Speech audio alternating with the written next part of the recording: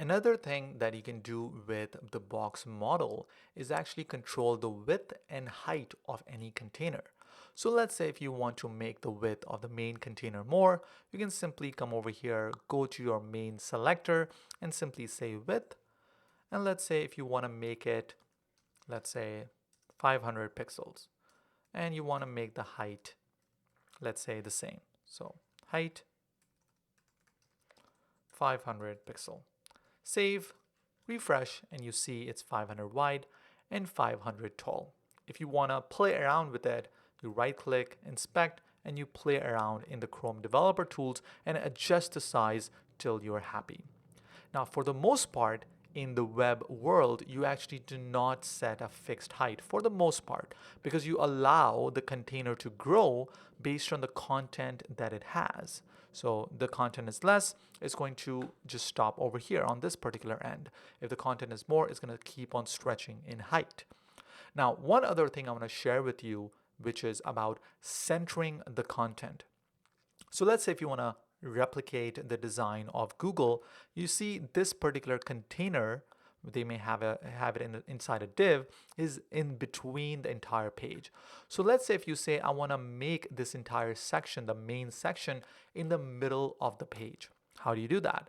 So for that, you actually set the margins on the right and left hand side to be on auto. All right, so let's take a look.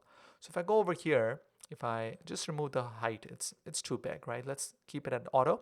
And let's say if I want to make this entire main element inside in the middle of the page, I can simply say margin, and I'm going to make the top, let's say 0 pixels. I don't want any margin on the top, and I'm going to say auto on the right hand side. On the bottom, I'm going to say 0 pixels as well, and on the left hand side, I'm going to make it auto as well. Now remember from our previous videos, margins and padding, if you want to make the short format, you can have 4 properties and they go on the clockwise order. So top, right, bottom, and left. So if I save, refresh, you see the margin on the right and the left is auto, and on the top it's 0, its bottom is 0. So basically it centers that element. Now one additional tip I want to give you. So let's say your top and bottom properties are the same. So you see these and these are replicated. You actually can have even more shorter formats. So if I just remove this, it's basically going to copy these two on the right as well. So basically this is the same as writing 0 pixels and auto twice like that. So it's a shorthand basically. All right.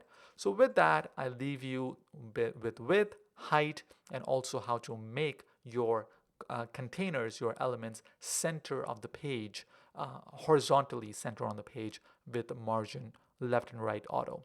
That's pretty much it. I'm going to talk to you in the next video.